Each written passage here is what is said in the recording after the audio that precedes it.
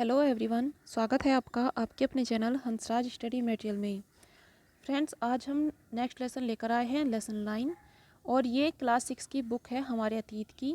इसका 9 लेसन है। 8 लेसन हम पहले ही कंप्लीट कर चुके हैं और आज हम ये लेसन करने वाले हैं जिसका नाम है व्यापारी, राजा और तीर्थयात्री, जिसमें हम व्यापारियों के बारे में देखेंगे कैसे वे सामान एक जगह से खरीदते थे और बेचते थे। तीर्थयात्रियों के बारे में देखेंगे कि प्राचीन समय में ये सब कैसे कार्य करते थे।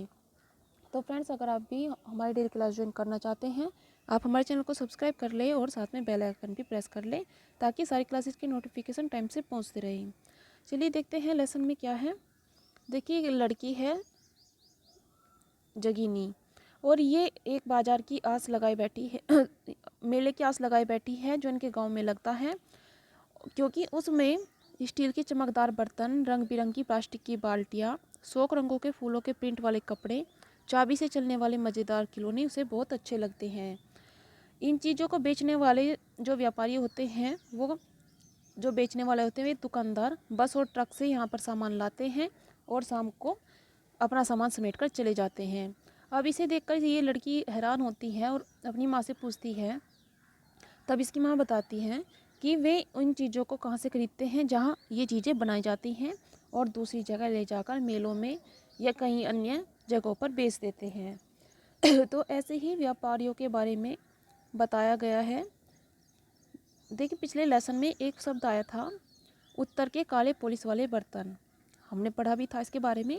ये क्या थे? ये खूबसूरत बर्तन, खास तौर से इनकी कटोरियाँ तथा थालियाँ इस उपमहाद्वीप के अनेक पुरास्थलों से मिले हैं। अब ये क्वेश्चन होता है कि ये वहाँ पर पहुँचे कैसे। तो देखिए, होता क्या था, ये जहाँ ये बनते थे वहाँ से व्यापारी इन्हें ले जाकर दूसरी जगहों पर बेचते थे। इसी क्रम में अगर हम बात करें दक्षिण भारत की, तो दक्षिण भारत किसके लिए प्रसिद्ध था प्राचीन समय में? दक्षिण भारत में सोना, मसाले भी कौन से, खासतौर से काली मिर्च और कीमती पत्थरों के लिए बहुत प्रसिद्ध था। और काली मिर्च की तो इतनी मांग थी रोमन साम्राज्य में कि इसे काला सोना कहा जाता था। देखिए, काले सोना, ये क्वेश्चन बहुत बार आया कि काला सोना किसे कहा जाता था, तो आंसर क्या बन जाएगा? काली मिर्च। व्यापारी इन सामानों को कैसे लाते थे? समुद्री जहाज़ों और सड़कों के रास्ते रोमन पहुंचाते थे। दक्षिण भारत में ऐसे अनेक रोमन सोने के सिक्के मिले हैं जिससे अंदाज़ा लगाया जाता है कि उन दिनों रोमन के साथ अच्छा व्यापार चल रहा था। अब ये कविता दी है व्यापार से जुड़ी हुई, इस कविता को देख लेते हैं।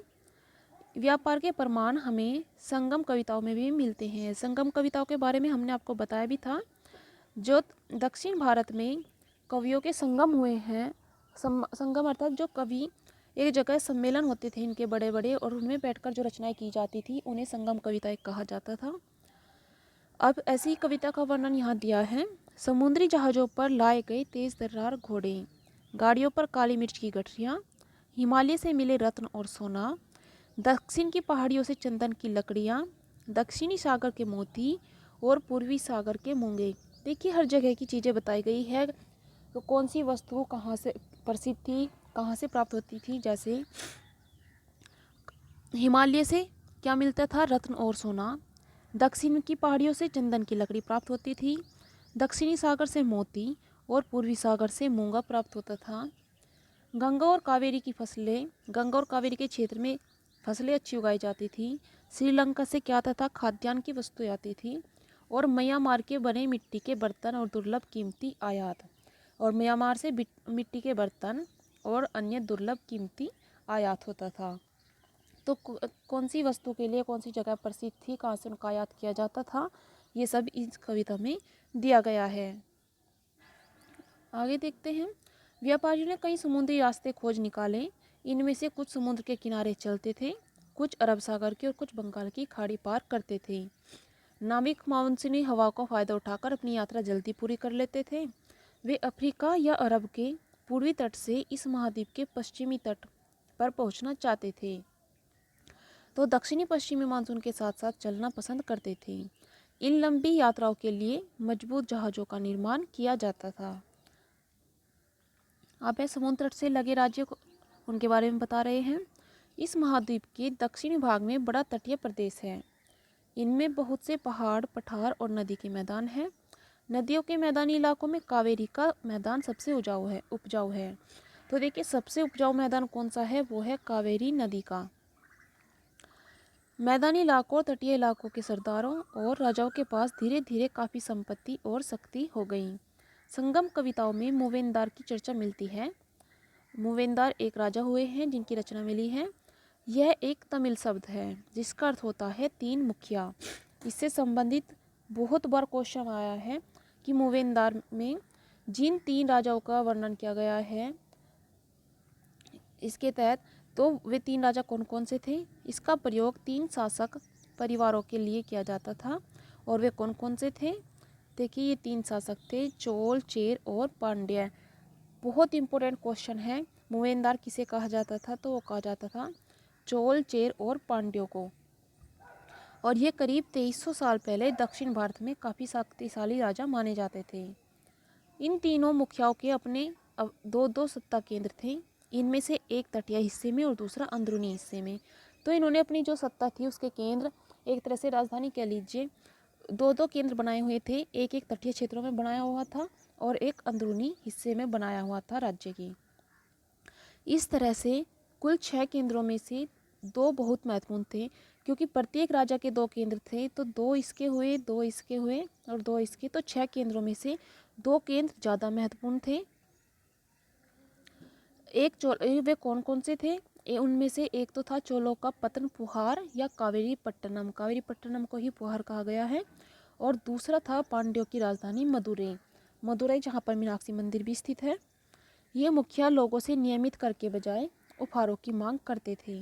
कभी कभी ये सैनिक अभियानों पर भी निकल पड़ते थे और आसपास के इलाकों से शुल्क वसूल करते थे। इनमें से कुछ धन वे अपने पास रख लेते थे और बाकी अपने समर्थकों, नाते रिश्तेदारों, सिपाहियों तथा कवियों के बीच बांट देते थे। अनेक संगम कवियों ने उन मुखियाओं की प्रशंसा में कविताएं लिखी हैं जो उन्हें कीमती जवाहरात, सोने, घोड़े, चांदी, रथ या सुंदर कपड़े दिया करते थे।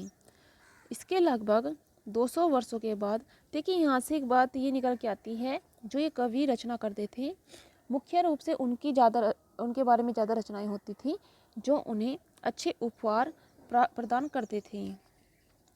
लगभग 200 वर्षों के बाद पश्चिमी भारत में सातवाहन नामक राजवंश का प्रभाव बढ़ गया। सातवाहनों का सबसे प्रमुख राजा गौतमीपुत्र सातकर्णी था। इसके बारे में उसकी माँ गौतमी बलश्री द्वारा दान किए गए एक अभिलेख से पता चलता है। ये क्वेश्चन बहुत बार आया है कि सातवाहनों का प्रमुख शासक कौन था। सबसे प्रमुख शासक रहा है सातकर्णी। गौतमीपुत्र सातकर्णी, इन्हें इनकी माँ के नाम से पुकारा जाता था। और इनके बारे में स्रोत क्या प्राप्त हुआ है, ये भी क्वेश्चन आता है।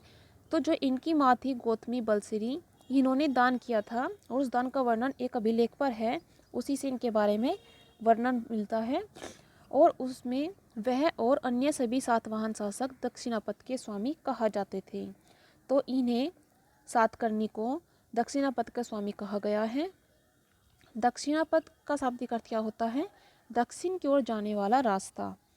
तो पूरे दक्षिणी क्षेत्र के लिए भी यही नाम प्रचलित था। सातकर्णी ने पूर्वी, पश्चिमी तथा दक्षिणी तटों पर अपनी सेनाएं भेजी थी। अब रेशम मार्ग की कहानी के बारे में देख लेते हैं। ये भी बहुत इम्पोर्टेंट है। यहाँ से कीमती, चमकीले रंग और चिकनी मुलायम बनावट की वजह से रेशमी कपड़े अधिकांश समाज में बहुमूल्य माने जाते थे। रेशमी कपड़ा तैयार करना एक जटिल प्रक्रिया है। इसमें क्या होता है, रेशम के कीड़े से कच्चा रेशम निकालकर सूत कताई होती है और फिर उससे कपड़ा बुना जाता है। रेशम बनाने की जो तकनीक का आविष्कार है वो सबसे पहले कहाँ हुआ, देखिए कितना इंपॉर्टेंट क्वेश्चन है। रेशम बनाने की तकनीक का आविष्कार हुआ था चीन में। और कब, 7000 साल पहले। देखिए कितने समय पहले इसका विकास हो चुका था। और इस तकनीक को चीन वालों ने हजारों सालों तक पूरी दुनिया से छिपाए रखा। लेकिन क्या हुआ, चीन से पैदल, घोड़े या ऊँटों पर कुछ लोग दूर दूर की जगहों पर जाते थे और अपने साथ वे इन रेशमी कपड़ों को भी ले जाते थे। जिस रास्ते से ये लोग यात्रा करते थे वह मार्ग क्या कहलाता था, वो मार्ग रेशम मार्ग के नाम से प्रसिद्ध हो गया था। रेशम मार्ग अर्थात सिल्क रूट। तो जिस रास्ते से ये व्यापारी जाते थे, ये लोग जाते थे, यात्रा करते थे, वो रास्ता रेशम मार्ग के नाम से ही प्रसिद्ध हो गया। कभी कभी चीन के शासक ईरान और पश्चिमी एशिया के शासकों को उपहार के तौर पर भी रेशमी कपड़े बेचते थे। यहाँ से रेशम के बारे में जानकारी और पश्चिम की ओर भी फैल गई। अब ये जानकारी जो रेशम के बारे में चीन के व्यक्तियों ने छुपा कर रखी थी, अब वो पश्चिम की ओर भी फैलने लगी। करीब 2000 साल पहले रोम के शासकों और धनी लोगों के बीच रेशमी कपड़ा पहनना एक फैशन बन गया। इसकी कीमत भी बहुत ज़्यादा होती थी, क्योंकि चीन से इसे लाने में दुर्गम पहाड़ी रेगिस्तानी रास्तों से होकर जाना पड़ता था। यही नहीं, रास्ते के आसपास रहने वाले लोग व्यापारियों से यात्रा शुल्क भी मांगते थे। इस सिल्क रूट तथा इसकी शाखाओं को दिखाया गया है, ये एक मानचित्र में दिखाया गया है। कुछ शासक इसके बड़े बड़े हिस्सों पर अपना नियंत्रण करना चाहते थे, क्योंकि इस रास्ते से जब यात्रा करने वाले यात्री जाते थे तो उन राजाओं को वहाँ से शुल्क और तोहफे प्राप्त होते थे। बदले में राजा क्या करते थे, ये गुजरने वाले व्यक्तियों को लुटेरों से सुरक्षा प्रदान करते थे। सिल्क रूट पर नियंत्रण रखने वाले शासकों में सबसे प्रसिद्ध शासक कौन रहे हैं, वो रहे हैं कुषाण। करीब 2000 साल पहले मध्य एशिया तथा पश्चिमोत्तर भारत पर इनका शासन था। पेशावर और मथुरा इनके दो प्रमुख शक्तिशाली केंद्र थे। तक्षशिला भी इनके ही राज्य का हिस्सा था। इनके शासनकाल में ही सिल्क रूट की एक शाखा मध्य एशिया से होकर सिंधु नदी के मुहाने के पत्तनों तक जाती थी। फिर यहाँ से जहाज़ों द्वारा रेशम पश्चिम की ओर रोमन साम्राज्य तक पहुँचता था। इस उपमहाद्वीप में सबसे पहले सोने के सिक्के जारी करने वाले शासकों में कुषाण थे। सिल्क रूट पर यात्रा करने वाले व्यापारी इनका उपयोग करते थे। देखिए, यहाँ से कुछ इंपॉर्टेंट क्वेश्चन बन के आता है, जैसे इस उपमहाद्वीप में सबसे पहले सोने के सिक्के जारी करने वाले शासक कौन थे, तो वो थे कुषाण। कुषाणों ने ही सबसे पहले यहाँ पर सोने के सिक्के जारी किए थे। आगे देख लेते हैं बौद्ध धर्म का प्रसार। अब बौद्ध धर्म के बारे में हम पहले भी पढ़ चुके हैं, आज फिर से इसके प्रसार के बारे में यहाँ बता रहे हैं। कुषाणों का सबसे प्रसिद्ध शासक था कनिष्क। उसने करीब 1900 साल पहले शासन किया। उसने एक बौद्ध परिषद का गठन किया था, जिसमें एकत्र होकर विद्वान महत्वपूर्ण विषयों पर विचार विमर्श करते थे। बुद्ध की जीवनी बुद्ध चरित्र के रचनाकार अश्वघोष कनिष्क के दरबार में रहते थे। ये देखिए कितना इंपॉर्टेंट क्वेश्चन है, बहुत बार एग्जाम में आया भी है कि बुद्ध चरित्र के रचयिता कौन है, तो वो है अश्वघोष। और अश्वघोष किसके दरबार में रहते थे, वो रहते थे कनिष्क के दरबार में। या फिर क्वेश्चन ऐसे भी बन जाता है कि बुद्ध की जीवनी का नाम क्या है, तो वो है बुद्ध चरित्र। अश्वघोष तथा अन्य बौद्ध विद्वानों ने अब संस्कृत में लिखना शुरू कर दिया था। तो ये किस भाषा में लिखते थे, संस्कृत भाषा में। इस समय बौद्ध धर्म एक नई धारा महायान का विकास हुआ। तो बौद्ध धर्म में एक नई धारा महायान का विकास हुआ था। इसकी दो शाखाएं थी मुख्य। पहली क्या थी, मूर्तियों में बुद्ध की उपस्थिति सिर्फ कुछ संकेतों के माध्यम से दर्शाई जाती थी। तो पहले मूर्तियां नहीं थी, केवल कुछ ही संकेतों के माध्यम से बुद्ध की उपस्थिति को दर्शा दिया जाता था। मिसाल के तौर पर उनकी निर्वाण प्राप्ति को पीपल के पेड़ की मूर्ति द्वारा दर्शाया जाता था। पर अब बुद्ध की प्रतिमाएं बनाई जाने लगी। इसमें से अधिकांश मथुरा में तो कुछ तक्षशिला में बनाई जाने लगी थी।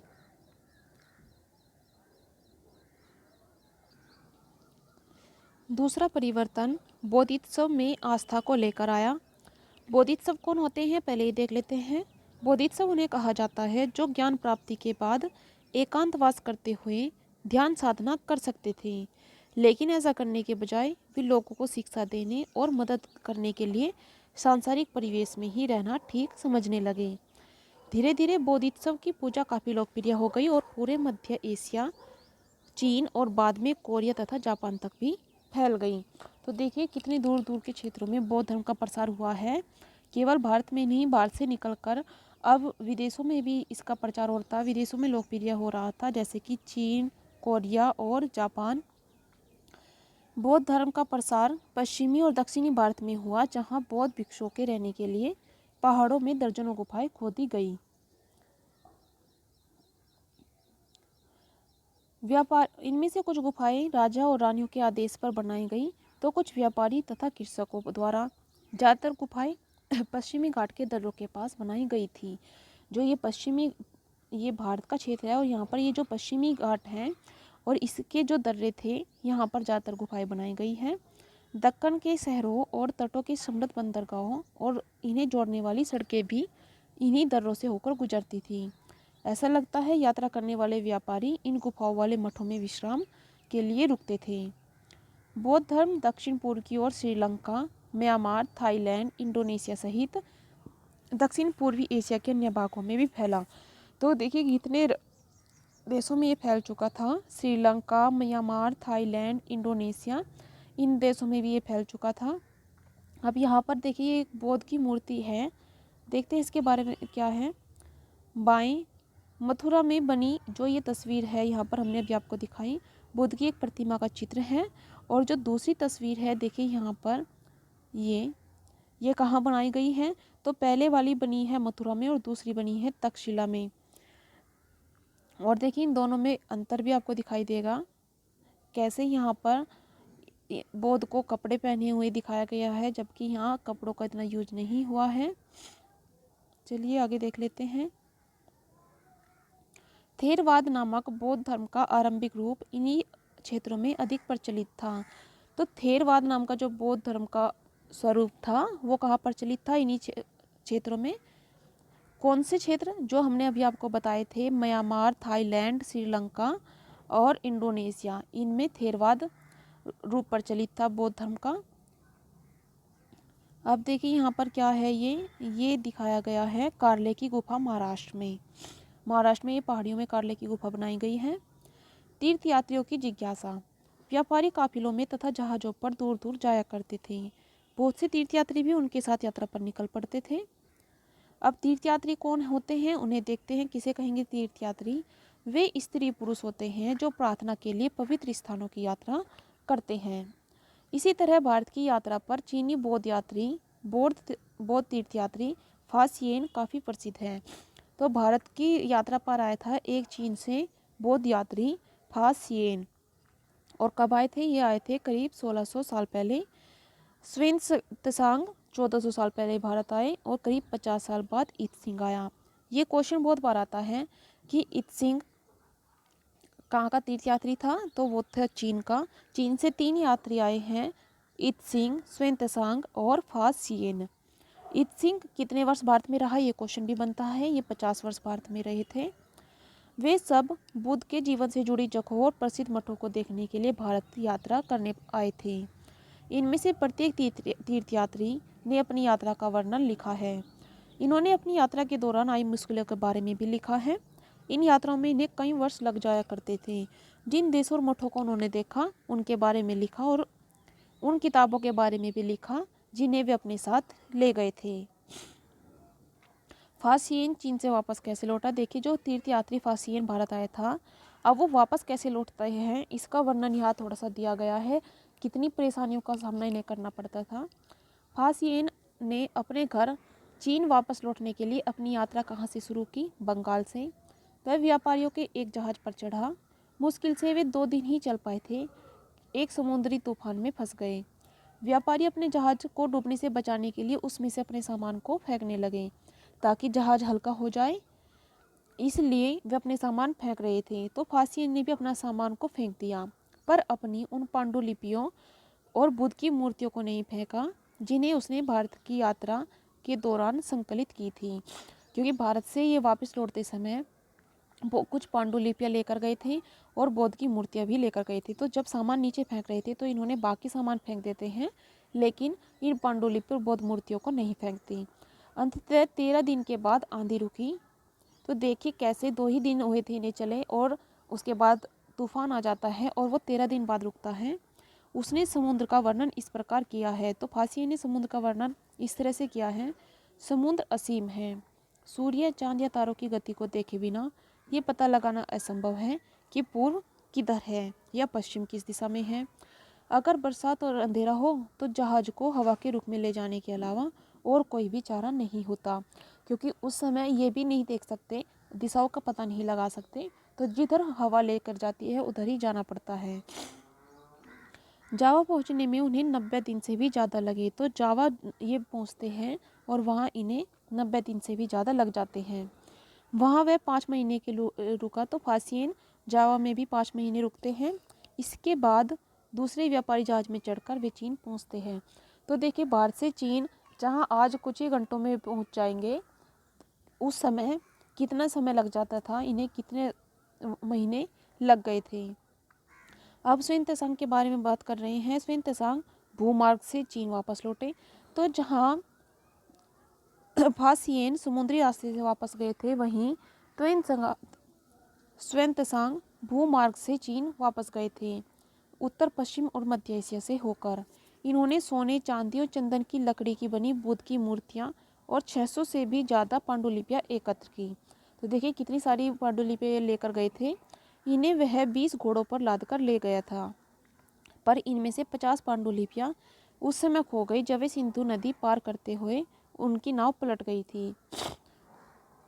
अपने जीवन का बाकी हिस्सा उसने बची हुई पांडुलिपियों का संस्कृत से चीनी अनुवाद करने में लगा दिया, क्योंकि हमारी जो यहाँ पांडुलिपियाँ लिखी थी वो संस्कृत भाषा में लिखी गई थी और स्वेन त्सांग ने उनका संस्कृत भाषा से चीनी भाषा में अनुवाद किया था।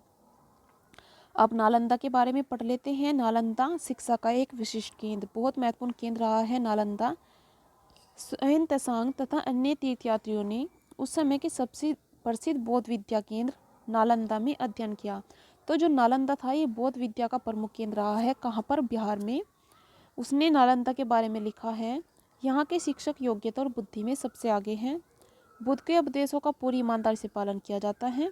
मठ के नियम भी काफ़ी सख्त हैं, जिन्हें सबको मानना होता है। पूरे दिन वाद विवाद चलते रहते हैं, जिससे युवा और वृद्ध दोनों ही एक दूसरे की मदद करते हैं। विभिन्न शहरों से विद्वान लोग अपनी शंकाएं दूर करने के लिए यहाँ आते हैं। नए आगंतुकों से पहले द्वारपाल ही कठिन प्रश्न पूछते हैं। उन्हें अंदर जाने की अनुमति तभी मिलती है जब वे द्वारपाल को सही उत्तर दे पाते हैं। 10 में से 7-8 सही उत्तर नहीं दे पाते। तो देखिए द्वारपाल ही प्रश्न पूछते हैं और जब उनके उत्तर सही देते हैं तभी किसी को अंदर जाने की अनुमति प्रदान की जाती थी। भक्ति की शुरुआत, अब ये भक्ति की शुरुआत कैसे होती है? इन्हीं दिनों देवी देवताओं की पूजा का चलन शुरू हुआ। बाद में हिंदू धर्म की ये प्रमुख पहचान बन गई और इनमें प्रमुख जैसे कि शिव, विष्णु और दुर्गा जैसे देवी देवता शामिल थे। इन देवी देवताओं की पूजा भक्ति परंपरा के माध्यम से की जाती थी। भक्ति उस समय काफ़ी लोकप्रिय परंपरा बन गई।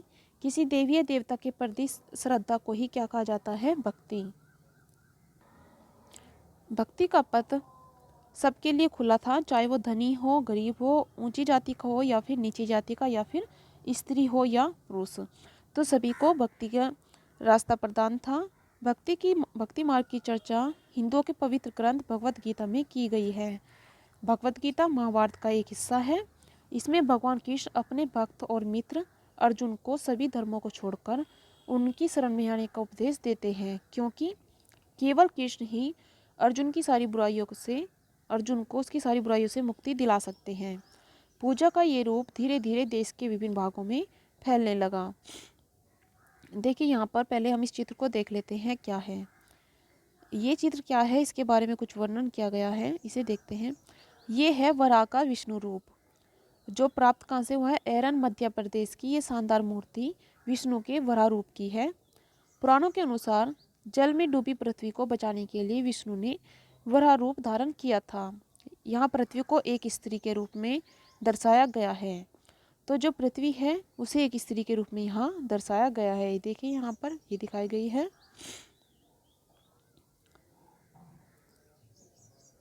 भक्ति मार्ग अपनाने वाले लोग आडंबर के साथ पूजा पाठ करने के बजाय ईश्वर के प्रति लगन और व्यक्तिगत पूजा पर जोर देते थे।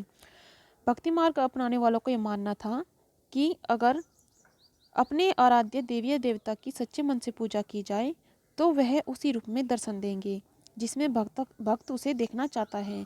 इसलिए आराध्य देवी या देवता मानव के रूप में भी हो सकते हैं या फिर सिंह, पेड़ या किसी अन्य रूप में भी हो सकते हैं। जैसे जैसे इस विचार को समाज में स्वीकृति मिली, कलाकार देवी देवताओं की एक से बढ़कर एक खूबसूरत मूर्तियां तैयार करने लगी। भक्ति के बारे में ही यहाँ पर कुछ दिया है, जैसे कि भक्ति शब्द जो है वो किससे बना है? भज शब्द से बना है, जिसका अर्थ है विभाजित करना या हिस्सेदारी। इसका अर्थ यह है कि भक्ति भगवान और भक्त के बीच परंपरा एक अंतरंग संबंध है। भक्ति भगवत या भगवान के प्रति झुकाव है। भगवत का एक अर्थ यह भी है जो अपने ऐश्वर्य तथा सुख को भक्तों के साथ बांटता है, यानी भक्त या भागवत अपने देवी देवता के भक्त का एक हिस्सेदार होता है। अब एक भक्त ने ये कविता लिखी है, इसे देखते हैं क्या है। अधिकांश भक्ति साहित्य में हमें यही बताते हैं, धन ऐश्वर्य या ऊंचे पद के जरिए कभी ईश्वर से आत्मीयता नहीं बन सकती। करीब 1400 साल पहले शिव भक्त अप्पार द्वारा तमिल में एक कविता का ये वर्णन यहाँ दिया है। अप्पार एक विल्लाल था, नष्ट होते अंगों वाला कुष्ठ रोगी, ब्राह्मण की नज़र में निचली जाति का व्यक्ति, कूड़ा करकट बटोर कर अपनी जीविका चलाने वाला इंसान। अगर ये लोग भी गंगा को अपनी जटाओं में छिपा लेने वाले शिव के दास बन जाएं, तो मैं उनकी आराधना करूंगा, क्योंकि वे मेरे ईश्वर का समान है। तो देखिए कैसे जो अछूत व्यक्ति समझे जाते थे, जिन्हें कोई स्थान प्राप्त नहीं था, तो उन्हें भी यहाँ सम्मान दिया गया है कि अगर वे भी शिव के दास बन जाए तो मैं उनकी आराधना करूंगा। देवी देवताओं का सम्मान होता था, इसलिए विशेष जगहों पर ही इनकी मूर्तियों को रखा जाता था। इन स्थानों को ही क्या कहते हैं? मंदिर कहते हैं। भक्ति परंपरा ने चित्रकला, शिल्पकला और स्थापत्य कला के माध्यम से अभिव्यक्ति की प्रेरणा दी है। अब हिंदू के बारे में देखते हैं, हिंदू शब्द कहाँ से आया है। हिंदू शब्द इंडिया शब्द की तरह ही सिंधु या इंडस से निकला है। तो किससे निकला है? हिंदू, सिंधु या इंडस से।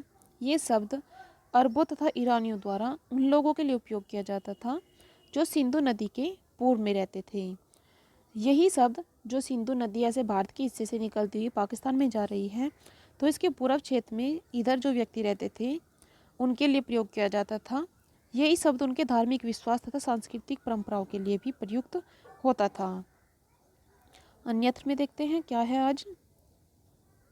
करीब 2000 साल पहले पश्चिमी एशिया में ईसाई धर्म का उदय हुआ। तो ईसाई धर्म का उदय कब हुआ? करीब 200 साल पहले।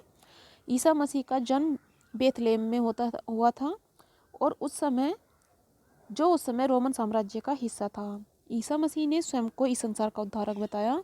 उन्होंने दूसरों को प्यार देने और उसी तरह दूसरों पर विश्वास करने का उपदेश दिया, जिस तरह हर व्यक्ति दूसरों से प्यार और विश्वास की उम्मीद करता है।